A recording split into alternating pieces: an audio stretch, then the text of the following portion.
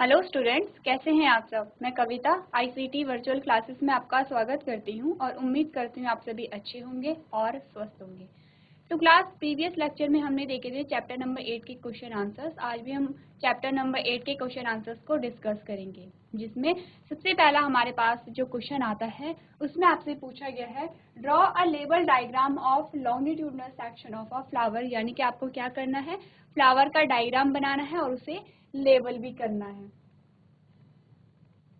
तो यहाँ पे आंसर ऑलरेडी आपकी स्क्रीन पे है। ये हमारे पास क्या आता है, ये हमारे पास फ्लावर का डायग्राम है। अब जब भी आप फ्लावर का डायग्राम बनाएंगे तो आपने क्या करना है, उसे लेबल करना है, यानी अलग अलग ऑर्गन को भी आपको बताना है। तो यहाँ पे हो सके तो आप क्या करेंगे, आप कलरफुल डायग्राम यहाँ पे बनाएंगे। तो हम देखेंगे, हम जो फ्लावर के जो पार्ट्स हैं उसे देखेंगे बाहर से अंदर की ओर। सबसे पहला जो पार्ट हमारे पास क्या आएगा, सेपल्स का आएगा, जो ग्रीन लीव्स होती हैं। ये क्या, इनका जो कलर होता है क्या होता है, ग्रीन होता है, यानी कि हरा होता है। सबसे पहला जो पार्ट हमारे पास आएगा वो आएगा सेपल्स का। उसके बाद सेकंड पार्ट हमारे पास क्या आएगा, पेटल्स आएगा, यानी कि ये जो कलरफुल जो पेटल्स होती हैं, जो पंखुड़ियाँ होती हैं, ये क्या होती हैं, पेटल्स होती हैं।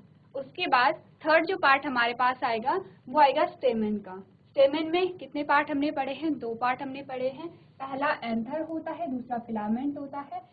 और लास्ट जो पार्ट हमारे पास आता है वो है स्टिग्मा का है और पिस्टिल का है। पिस्टिल में कितने भाग होते हैं, 3 भाग होते हैं। पहला है स्टिग्मा, दूसरा स्टाइल और लास्ट है ओवी।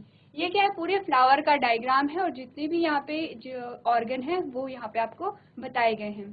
तो ये डायग्राम आप नोट करेंगे। इससे पहले भी हमने क्या पढ़ा था, फ्लावर पढ़ा था। तो आप क्या करेंगे, जब भी फ्लावर का डायग्राम बनाएंगे तो कलरफुल डायग्राम बनाएंगे, अलग अलग कलर से आप दिखाएंगे अलग अलग ऑर्गन को। जैसे कि आपने क्या किया, सेपल्स को ग्रीन कलर में दिखाया, पेटल्स को आप किसी भी कलर में दिखा सकते हैं क्योंकि पेटल्स अलग अलग कलर की होती हैं। एंथर और फिलामेंट को, एंथर को जैसे कि आप ऑरेंज कलर में दिखा सकते हो या येलो कलर में आप दिखा सकते हो एंथर को। फिलामेंट को भी आप किसी कलर में भी दिखा सकते हो। उसी प्रकार से जो पिस्टिल है, पिस्टिल को भी आप किसी भी कलर में दिखा सकते हो। आप क्या करोगे, जब आपने फ्लावर को देखा होगा, अलग अलग पार्ट देखे होंगे, तो आपने देखा होगा कि अलग अलग पार्ट के कलर भी क्या है, अलग अलग हैं। तो इस डायग्राम को आप अपनी कॉपी में नोट करेंगे।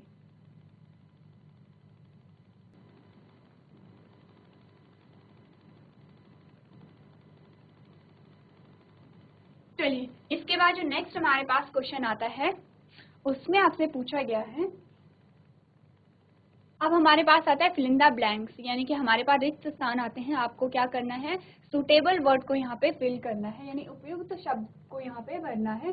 पहली जो स्टेटमेंट हमारे पास आती है उसमें हमसे पूछा गया है the process of reproduction involving only one cell और वन पेरेंट इज कॉल्ड। क्या आपको बताया गया है कि यहाँ पे क्या है, रिप्रोडक्शन की प्रोसेस हो रही है, यानी कि प्रजनन की प्रक्रिया में सिर्फ यहाँ पे क्या है, सिर्फ इन्वॉल्विंग ओनली वन सेल या फिर वन पेरेंट। यहाँ पे क्या है, सिर्फ एक सेल प्रेजेंट है या फिर एक ही पेरेंट यहाँ पे प्रेजेंट है। तो इस प्रकार के रिप्रोडक्शन को, इस प्रकार के प्रजनन को हम क्या कहते हैं, क्या बता रहा है, ये रिप्रोडक्शन की प्रोसेस हो रही है, प्रजनन की प्रक्रिया हो रही है और यहाँ पे एक ही पेरेंट प्रेजेंट है। तो हमने पढ़ा है जहाँ पे जिस टाइप के रिप्रोडक्शन में एक ही प्रकार की सेल प्रेजेंट होगी या एक ही प्रकार का जो पेरेंट है वो प्रेजेंट होगा, तो वहाँ पे क्या होगा, इस प्रकार का जो रिप्रोडक्शन है वो क्या है, एसेक्सुअल रिप्रोडक्शन है, यानी कि अलैंगिक जनन है। क्या आया हमारा आंसर, हमारा आंसर आया एसेक्सुअल रिप्रोडक्शन, यानी कि अलैंगिक जनन। क्या होता है अलैंगिक जनन में, एक ही प्रकार का जो पेरेंट है वो प्रेजेंट होता है। इसके जस्ट अपोजिट क्या है, हमारे पास सेक्सुअल रिप्रोडक्शन आता है। क्या होता है सेक्सुअल रिप्रोडक्शन में, कि यहाँ पे जो नई संतति के निर्माण के लिए 2 पेरेंट्स की यहाँ पे आवश्यकता होती है।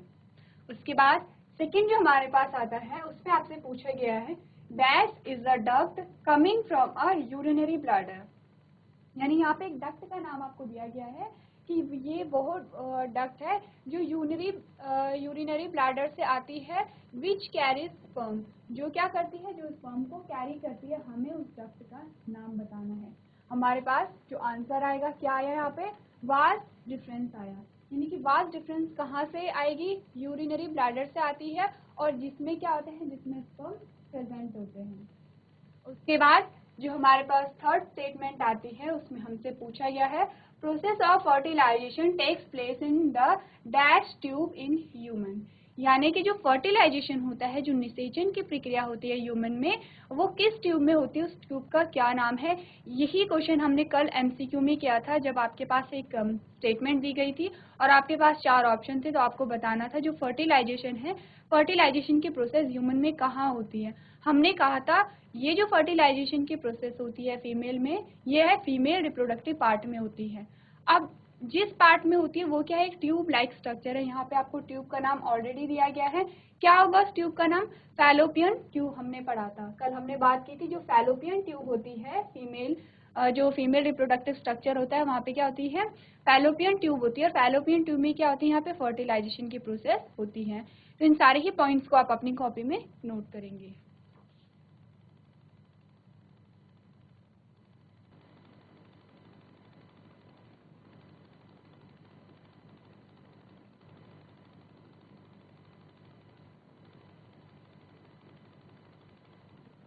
चलिए, इसके बाद जो हमारे पास नेक्स्ट स्टेटमेंट आती है, उसमें आपसे पूछा गया है, आप देखिए, dash is the ability of an organism to replace its lost body parts. यानी कि क्या था, हमने एक ऑर्गेनिज्म के बारे में पढ़ा था जिसमें जो लॉस्ट ऑर्गन थे, यानी कि जो ऑर्गन थे जिनका लॉस्ट हो गया था, वहाँ पे उन ऑर्गन की जो ग्रोथ थी, जो वृद्धि थी, वो फिर से हो जा रही थी। और इस प्रोसेस को हम क्या कहते हैं, ये जो प्रोसेस हमने देखी थी, ये हमने हाइड्रा में देखी थी। क्या देखा था हमने, हमने कुछ इस प्रकार का हाइड्रा का डायग्राम देखा था। ये हाइड्रा है और यहाँ पे क्या है, ये इसका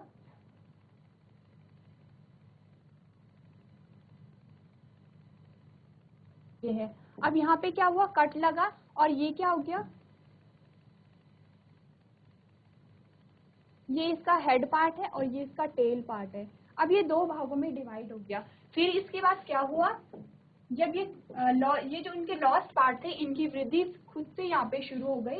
यानी कि इस जो हेड पार्ट से जो टेल है वो खुद ही बन गई, पूरे हाइड्रा का निर्माण हो गया। और ये जो टेल यहाँ पे बची थी, इस टेल से फिर से यहाँ पे क्या हो गया, यहाँ पे हेड पार्ट का फॉर्मेशन हो गया। क्या हो रहा है, यहाँ पे पूरा एक हाइड्रा था, हाइड्रा के बीच में 2 पीस हो गए, अलग अलग पीस में डिवाइड हो गया। ये इसका हेड था और ये इसकी टेल थी। तो हेड से क्या हुआ, टेल का जो पार्ट था वो अलग हो गया, टेल से जो हेड का पार्ट था अलग हो गया। अब इस वाले पोर्शन से पूरी टेल का निर्माण हो गया, इस वाले पोर्शन से पूरे हेड का निर्माण हो गया है।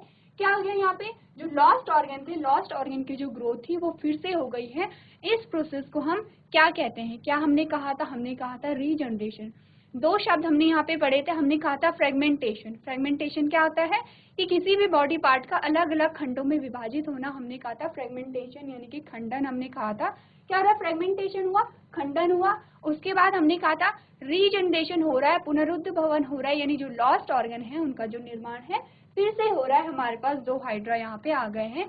तो यहाँ पे इस प्रोसेस को हम क्या कहेंगे, हमारा क्या आंसर आया, regeneration. Regeneration is the ability of an organism to replace its lost body parts. यानी कि जो लॉस्ट बॉडी पार्ट है, वो बॉडी पार्ट जो यहाँ से हट गए हैं, ये क्या है, लॉस्ट बॉडी पार्ट है। लॉस्ट बॉडी पार्ट का फिर से जो ग्रोथ होती है और पूरे यहाँ पे क्या हो रही है, पूरी बॉडी का यहाँ पे फॉर्मेशन हो रहा है। इस प्रोसेस को हम क्या कहते हैं, इस प्रोसेस को हमने कहा रीजनरेशन। और कहाँ पाया जा रहा है रीजनरेशन की प्रोसेस, हमने कहाँ पढ़ी है, हमने पढ़ी है हाइड्रा में।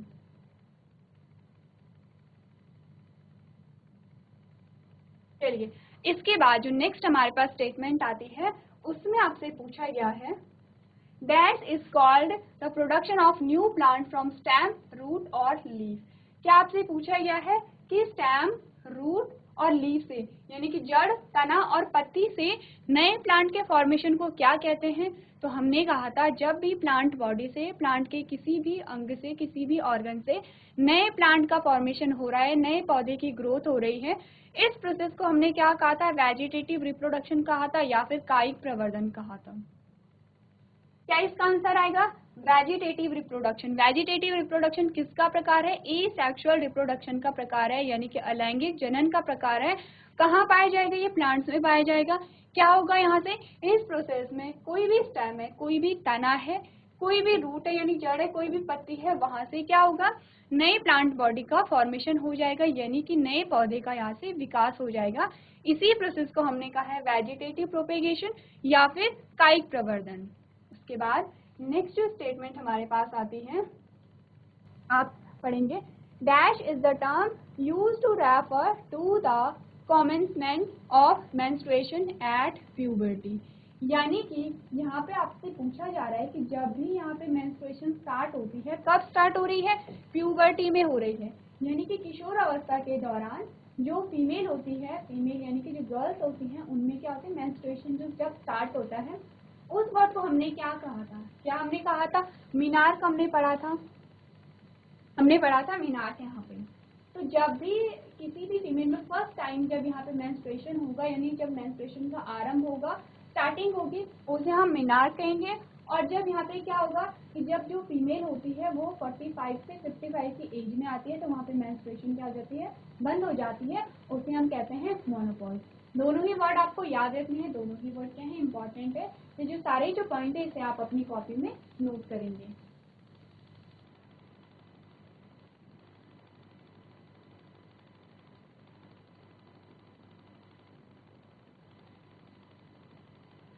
चलिए, इसके बाद हम क्या करेंगे? कुछ लघु उत्तरीय प्रश्न करेंगे, यानी कि जो शॉर्ट आंसर्स होते हैं, शॉर्ट आंसर्स टाइप क्वेश्चन हम करेंगे। उसमें सबसे पहला जो हमारे पास क्वेश्चन आता है, उसमें आप देखेंगे how will an organism be benefited if it is reproduce through spores. यानी कि क्या पूछा गया है कि कोई ऑर्गेनिज्म है वो कैसे रिप्रोडक्शन कर रहा है, कैसे प्रजनन कर रहा है? स्पोर के द्वारा कर रहा है, बीजाणुओं के द्वारा कर रहा है। तो ये किस प्रकार से उस ऑर्गेनिज्म के लिए लाभदायक है? यानी कोई ऑर्गेनिज्म प्रजनन करेगा स्पोर्स के द्वारा, तो ये किस प्रकार से उसके लिए लाभदायक रहेगा? तो ऑलरेडी क्वेश्चन आपके स्क्रीन पे है, तो आप पढ़ेंगे an organism is benefited bye reproducing through the spores because. यानी कि हमने कहा कि कोई भी ऑर्गेनिज्म अगर बीजाणुओं के द्वारा यहाँ पे प्रजनन करता है तो उसे लाभ मिलता है, क्योंकि यहाँ से हमारा आंसर शुरू होता है spores are surrounded by a thick layer which is protect them in adverse condition। क्योंकि क्या होते हैं, जो स्पोर्स होते हैं, स्पोर्स किससे कवर होते हैं? एक थिक लेयर से कवर होते हैं, एक मोटी लेयर होती है, मोटी परत होती है। उस परत से क्या होते हैं, जो स्पोर होते हैं वो कवर होते हैं और स्पोर्स को क्या करते हैं? ये सुरक्षा प्रदान करते हैं। नेक्स्ट आप देखेंगे when the favourable condition occurs these spores start to grow again. अब क्या होता है, जैसे ही फेवरेबल कंडीशन आएगी, क्या होती है फेवरेबल कंडीशन? आपने कहा कि आप किसी भी पौधे को उगा रहे हैं, आपने कहा उस पौधे को उगाने के लिए यहाँ पे क्या चाहिए? जो टेम्परेचर है वो मीडियम चाहिए और वहाँ पे पानी अधिक चाहिए, और वहाँ पे क्या है, यानी पानी और हमें क्या किया? टेम्परेचर कैसा है? वहाँ पे मीडियम चाहिए। लेकिन यहाँ पे कैसा है? टेम्परेचर बहुत हाई है, पानी बहुत कम है। ये क्या होगी? अनफेवरेबल कंडीशन होगी। यानी कि उस पौधे के जर्मिनेशन के लिए, उस पौधे के उगने के लिए वो जो परिस्थिति है वो कैसी है? वहाँ पे प्रतिकूल है। हमें किस प्रकार की स्थिति चाहिए? हमें चाहिए कि जो टेम्परेचर है, तापमान है, वो सामान्य हो, पानी अधिक हो वहाँ पे, यानी अनुकूल वहाँ पे क्या चाहिए? हमें वातावरण चाहिए। तो क्या होता है, जैसे ही प्रतिकूल परिस्थिति होती है, यानी हमने कहा स्पोर्स के जर्मिनेशन के लिए वहाँ पे क्या चाहिए? नमी चाहिए, वहाँ पे नमी नहीं है, तो कैसी कंडीशन है? अनफेवरेबल कंडीशन है। इस परिस्थिति में यहाँ पे जो स्पोर होते हैं, जो बीजाणु होते हैं, उनकी मृत्यु ना हो, उससे बचाने के लिए जो बीजाणुओं की आर पार क्या होती है? एक थिक लेयर की कवरिंग होती है जो उसे सुरक्षा प्रदान करती है। जैसे ही अनुकूल वातावरण आएगा, यानी कि फेवरेबल कंडीशन आती है, वैसे ही क्या होता है, इन स्पोर से क्या होता है, ये जो स्पोर्स होते हैं वो अंकुरित होना शुरू कर देते हैं, यानी जर्मिनेट होना शुरू कर देते हैं।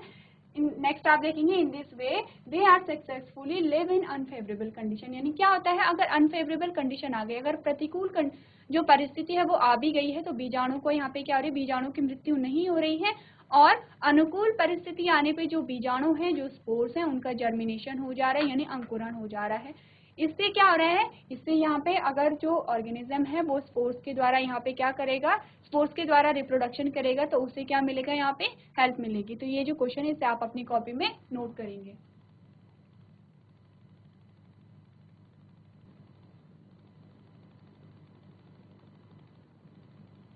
चलिए, इसके बाद जो नेक्स्ट हमारे पास क्वेश्चन आता है, उसमें हमसे पूछा गया है, आप पढ़ेंगे क्वेश्चन नंबर 2 में, Why is vegetative propagation practiced for growing some type of plants?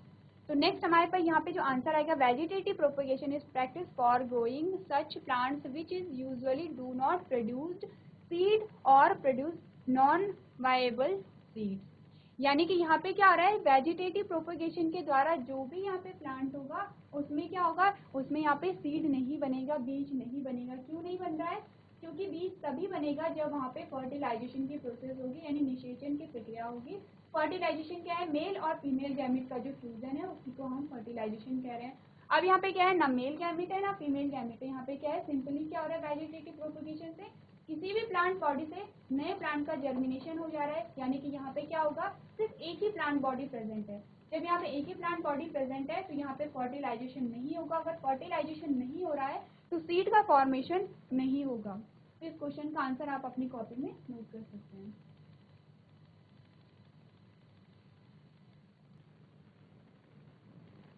चलिए इसके बाद नेक्स्ट जो हमारे पास क्वेश्चन आता है उसमें हमसे पूछा गया है,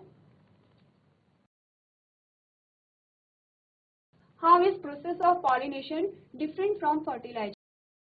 बताना है पॉलिनेशन और फर्टिलाइजेशन में डिफरेंस बताना है कि पॉलिनेशन किस प्रकार से फर्टिलाइजेशन के प्रोसेस से डिफरेंट है। क्या कहते हैं पॉलिनेशन को, हम उसे कहते हैं परागण की प्रक्रिया कहते हैं। फर्टिलाइजेशन को हमने क्या कहा, निषेचन की प्रक्रिया कहा। तो आप यहाँ पे पढ़ेंगे, पॉलिनेशन में आप पढ़ेंगे the transfer of pollen grain from the anther of a stamen to the stigma of a carpel is called pollination. अब ये जो पॉलिनेशन की डेफिनेशन है इसे आप एज इट इज लर्न करेंगे, क्योंकि ये क्या है, पॉलिनेशन की कंप्लीट डेफिनेशन आपके पास सही है। क्या आपको बताया गया, पॉलिनेशन एक ऐसी प्रक्रिया है जिसमें पॉलन ग्रेन का ट्रांसफर होता है, कहाँ से, स्टेमन के एंथर से स्टिग्मा में होता है। यानी स्टेमन क्या है, मेल रिप्रोडक्टिव पार्ट है फ्लावर का। तो जो एंथर होते हैं, जो यहाँ पे पॉलन ग्रेन होंगे, उनका जो ट्रांसफर है वो एंथर से कहाँ पे होगा, स्टिग्मा पे होगा। और स्टिग्मा किसका पार्ट है, पिस्टिल का पार्ट है, यानी जो फीमेल रिप्रोडक्टिव पार्ट है उसका पार्ट है स्टिग्मा। यानी कि मेल गैमेट का मेल पार्ट से फीमेल पार्ट में आने की जो प्रोसेस होती है उसे हम क्या कहते हैं, उसे हमने कहा पॉलिनेशन। ये हमारे पास क्या है, पॉलिनेशन आई है। अब हम देखेंगे फर्टिलाइजेशन क्या होता है। तो यहाँ पे आप पढ़ेंगे fertilization occurs when the male gamete present in pollen grain join with the female gamete और एग प्रेजेंट इन ओव्यूल। अब यहाँ पे क्या हो रहा है, मेल गैमेट, यहाँ पे हमने क्या देखा, पॉलिनेशन में मेल गैमेट क्या कर रहा है, मेल पार्ट से फीमेल पार्ट में क्या कर रहा है, आ रहा है। यहाँ पे सिर्फ क्या हो रहा है, ट्रांसफर हो रहा है, यानी परिवहन हो रहा है पॉलिन ग्रेन का, एक स्थान से दूसरे स्थान में आ रहा है। वहीं जो फर्टिलाइजेशन है वहाँ पे क्या हो रहा है, जो मेल गैमेट है, मेल गैमेट कहाँ पे होगा, ये जो पॉलिन ग्रेन यहाँ पे ट्रांसफर हो रहे हैं, पॉलिन ग्रेन के अंदर क्या होगा, मेल गैमेट होगा। और ओवरी के अंदर क्या होगा, ओव्यूल होगा। ओव्यूल के अंदर क्या होती है, फीमेल गैमेट होती है। मेल और फीमेल गैमेट का जो फ्यूजन होता है, यानी मेल और फीमेल गैमेट वहाँ पे क्या होंगे, मिक्स होंगे। इसी मिक्स होने के प्रोसेस को हमने क्या कहा, फर्टिलाइजेशन का। अब आपको समझ आ गया होगा कि पॉलिनेशन और फर्टिलाइजेशन में क्या डिफरेंस है। सेकेंड बात आपको ये याद रखनी है कि जब भी यहाँ पे सेक्सुअल रिप्रोडक्शन पाया जाएगा प्लांट्स में, तो पहले जो प्रोसेस होगी वो क्या होगी, पॉलिनेशन की होगी, परागण की प्रक्रिया पहले होगी और उसके बाद क्या होगा, यहाँ पे फर्टिलाइजेशन होगा। यानी जब भी फर्टिलाइजेशन यहाँ पे हो रहा है, निषेचन की प्रक्रिया यहाँ पे हो रही है, तो पहले क्या होगी, यहाँ पे पॉलिनेशन की प्रक्रिया यहाँ पे होनी अनिवार्य है। सेकेंड पॉइंट आप देखेंगे, it takes place by various pollinating agent. यानी जो पॉलिनेशन होता है, जो परागण होता है, वो बहुत सारे क्या होते हैं, पॉलिनेटिंग एजेंट के थ्रू होता है। क्या क्या पढ़ा था हमने, पॉलिनेटिंग एजेंट क्या होते हैं, जो पॉलिनेशन को करवाते हैं। अब हमने कहा जो परागण है, यानी कि जो पॉलिन ग्रेन है, वो क्या कर रहे हैं, वो एंथर से स्टिग्मा में आ रहे हैं। तो किस प्रकार से आएंगे, कोई क्या आएगा, हवा के द्वारा आएगा, कोई पानी के द्वारा आएगा, कोई क्या आएगा, छोटे छोटे जो कीट होंगे और पतंगे होंगे उनके द्वारा आएगा। तो ये सारी ही चीजें क्या है, ये माध्यम, इन माध्यम को हमने क्या कहा, पॉलिनेटिंग एजेंट कहा। और यहाँ पे फर्टिलाइजेशन में आप पढ़ेंगे, it takes place by a natural और आर्टिफिशियल मीन्स। यानी कि जो फर्टिलाइजेशन होता है वो नेचुरली भी होता है और आर्टिफिशियली भी यहाँ पे होता है। दोनों पॉइंट्स को आप अपनी कॉपी में नोट डाउन करेंगे।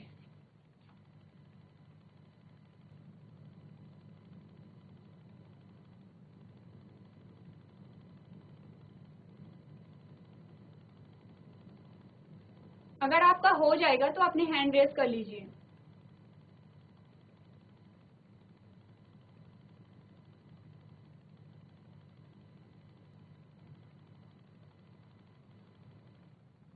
हो गया, आपने नोट कर लिया।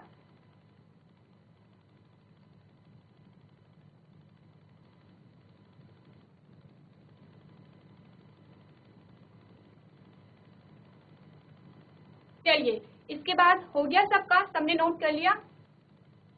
जिसका हो गया अपनी हैंड रेज कीजिए। चलिए नोट कीजिए।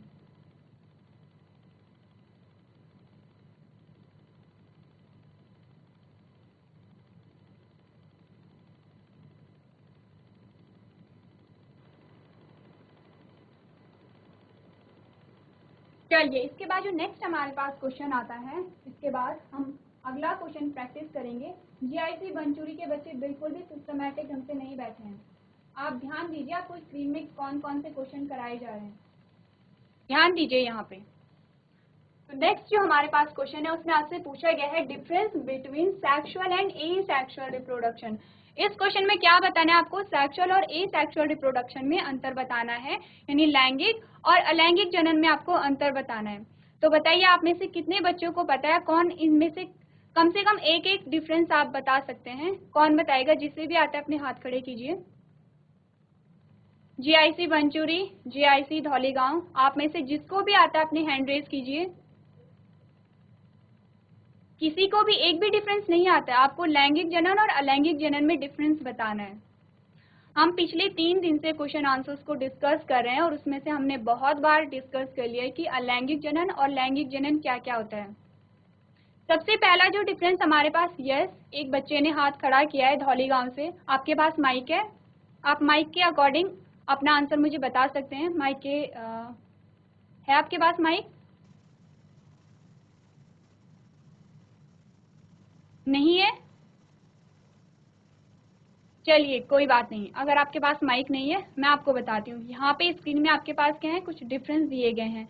तो मैंने आपको बताया सबसे पहला जो हमारे पास डिफरेंस आता है, सबसे पहला जो अंतर हमारे पास आता है, दोनों की डेफिनेशन है, दोनों की परिभाषा, यानी लैंगिक जनन की परिभाषा और अलैंगिक जनन की जो परिभाषा है, दोनों ही क्या है, सबसे पहला अंतर उन दोनों में ही आता है। तो वही यहाँ पे सबसे पहला आपको दिखाया गया है, एसेक्सुअल रिप्रोडक्शन। यहाँ पे क्या है, एसेक्सुअल रिप्रोडक्शन है, ये क्या है, सेक्सुअल रिप्रोडक्शन है।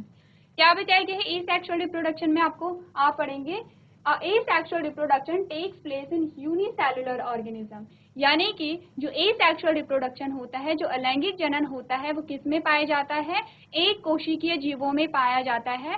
वहीं आप यहाँ पे पढ़ेंगे कि sexual reproduction takes place in multicellular organism, यानी कि जो लैंगिक जनन होता है वो बहुकोशिकीय जीवों में पाया जाता है। सबसे पहला अंतर।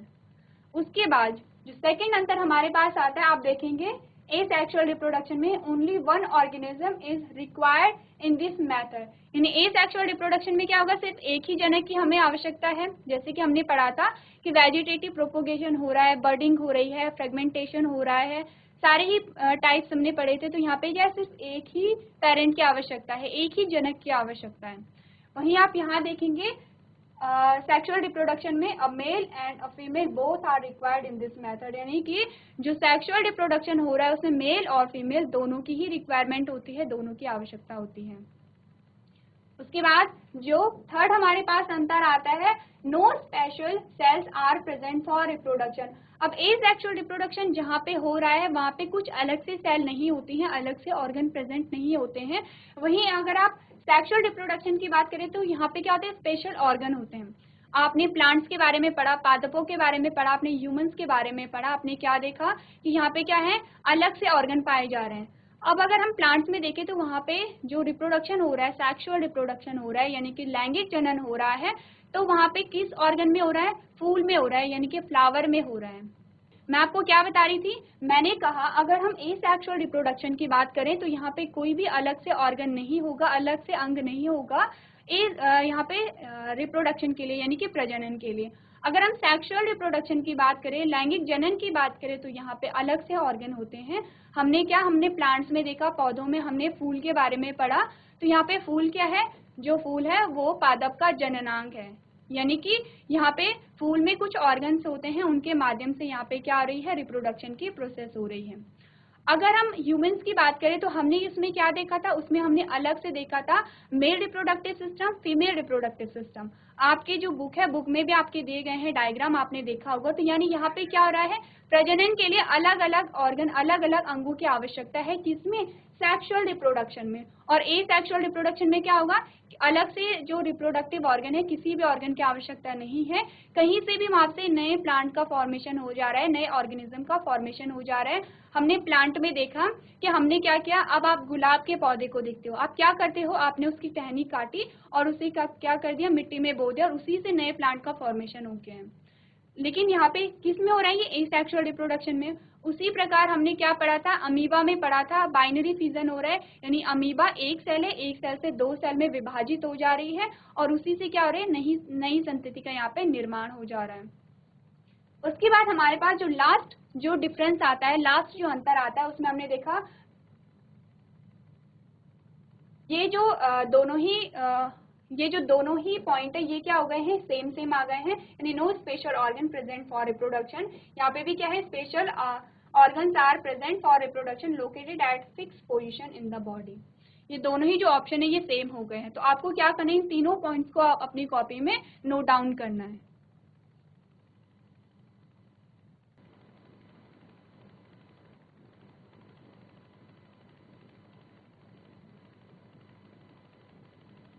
चलिए, इसके बाद जो नेक्स्ट हमारे पास क्वेश्चन आता है, उसमें आपसे पूछा गया है, नेक्स्ट हमारा जो क्वेश्चन है उसमें आपसे पूछा गया है, what is the role of seminal vesicles and prostate gland. आपको क्या बताना है, सेमिनल वेसिकल्स और प्रोस्टेट ग्लैंड का फंक्शन बताना है, यानी कि कार्य बताना है। सबसे पहले तो आपको ये पता होना चाहिए कि प्रोस्टेट ग्लैंड और जो सेमिनल वेसिकल्स होती हैं कहाँ पे प्रेजेंट होती हैं, ये मेल रिप्रोडक्टिव पार्ट का क्या है, एक भाग है, यानी कि ऑर्गन्स है। हमारे पास आंसर में है, आप पढ़ेंगे, both seminal vesicles and prostate gland secrete fluids which forms a part of semen. यानी कि सेमिनल वेसिकल्स और प्रोस्टेट ग्लैंड से एक फ्लूइड यानी कि कुछ तरल पदार्थ निकलता है, जो क्या बनाता है, सीमेन का एक भाग बनाता है। The fluid secreted from the seminal vesicles form 60% of semen. यानी कि जो भी फ्लूइड, जो भी तरल से सेमिनल वेसिकल से निकलेगा, 60% भाग बनाता है सीमेन का, while the fluid secreted from the prostate gland forms 30%। अब आपको क्या बताया जा रहा है, सेमिनल वेसिकल से जो तरल निकलेगा वो सीमेन का 60% बनाएगा, और जो प्रोस्टेट ग्लैंड से जो तरल निकलता है वो 30% बनाता है।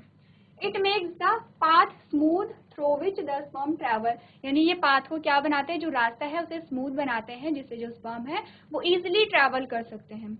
उसके बाद जो सेकेंड हमारे पास फंक्शन आता है, उसमें क्या है, protect the sperm from the acid present in the urethra. यानी यूरेथ्रा में जो एसिड प्रेजेंट होता है, ये फ्लूइड वहाँ पे क्या करते हैं, स्पर्म को सुरक्षा प्रदान करते हैं, जिससे कि जो एसिड है वो स्पर्म को डिस्ट्रॉय ना कर सके, यानी कि उन्हें नुकसान ना पहुंचा सके।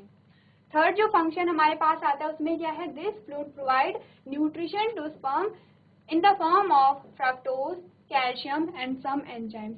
अब ये जो फ्लूइड है, ये जो तरल पदार्थ है, कौन सा तरल पदार्थ, जो कहाँ से निकल रहा है, सेमिनल वेसिकल्स और प्रोस्टेट ग्लैंड से निकल रहा है। तो ये जो तरल पदार्थ है, ये न्यूट्रिशन प्रोवाइड करता है स्पर्म को, यानी कि पोषण प्रदान करता है, किसकी फॉर्म में, या तो फ्रक्टोज की फॉर्म में, कैल्शियम की फॉर्म में, और कुछ एंजाइम्स की फॉर्म में क्या करेगा, न्यूट्रिशन प्रोवाइड करेगा। तो इस क्वेश्चन का आंसर आप अपनी कॉपी में नोट कर सकते हैं।